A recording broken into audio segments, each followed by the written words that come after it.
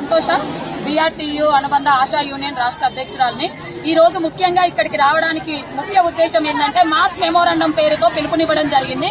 ముఖ్యులను మాత్రమే అన్ని జిల్లాల నుంచి ముఖ్యులను మాత్రమే పిలిచి మాస్ మెమోరాండం ఇవ్వాలనే ఉద్దేశంతో ఇక్కడ బీఆర్టీయూ అనుబంధంగా పిలుపునివ్వడం జరిగింది. వివిధ జిల్లాల నుండి నిన్న రాత్రి నుంచే బయలుదేరి వచ్చారు. ఎందుకు వచ్చారంటే మాకు గతంలో 1వ తారీఖు జీతం వచ్చేది. ఇప్పుడు ఆ జీతం ఎప్పుడు వస్తుందో తెలియని దుర్భర పరిస్థితులు ఎదుర్కొంటున్నాం కాబట్టి ఒంటరి మహిళలు బడుగు బలహీన వర్గాల చెందిన ఆశాలు ఉన్నారు కాబట్టి మా కుటుంబ పోషణ భారం అవుతుందనే ఉద్దేశంతో 1వ తారీఖే జీతం మా అకౌంట్లలో పడాలి ముందులాగా.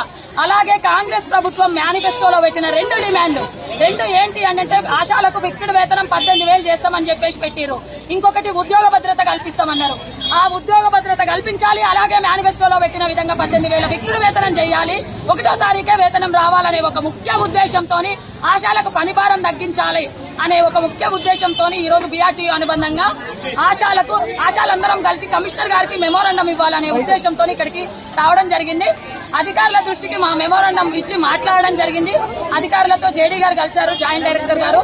వారి దృష్టికి తీసుకెళ్లడంతో వారు సానుకూలంగా స్పందించడం జరిగింది. అటు కమిషనర్ గారి దృష్టికి అలాగే ప్రభుత్వం దృష్టికి తీసుకెళ్లి మీ న్యాయమైన డిమాండ్లను పరిష్కరిస్తామమ్మా అని చెప్పేసి చెప్పారు. మాకు హామీ ఇవ్వడం జరిగింది. ఈ రోజు మేము పెట్టిన డిమాండ్లలో ముఖ్యంగా 17 డిమాండ్లతో కూడిన వినతి పత్రాన్ని మేము జాయింట్ డైరెక్టర్ గారికి ఇవ్వడం జరిగింది. ఈ 17 డిమాండ్లకు సంబంధించి సానుకూలంగా మేడం గారు స్పందించడం జరిగింది. ఎందుకంటే మాకు న్యాయమైన డిమాండ్, మేము ఇక్కడ ఏమీ కొత్తగా కోరటం లేదు. ప్రభుత్వం పెట్టిన మేనిఫెస్టో విధానాలనే మేము అడుగుతున్నాం కాబట్టి ఖచ్చితంగా ప్రభుత్వం దృష్టికి తీసుకెళ్తాము, మీ సమస్యలు త్వరగా పరిష్కరిస్తామని చెప్పేసి జాయింట్ డైరెక్టర్ గారు మాకు మాట ఇవ్వడం జరిగింది.